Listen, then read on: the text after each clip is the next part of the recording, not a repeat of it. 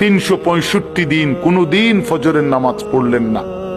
নওজোয়ান, তুমি পড়লা না, অথচ তোমার হৃদয়ের মধ্যে এই নিয়ে সামান্যতম লজ্জা, আফসোস বলতে কিছু নাই।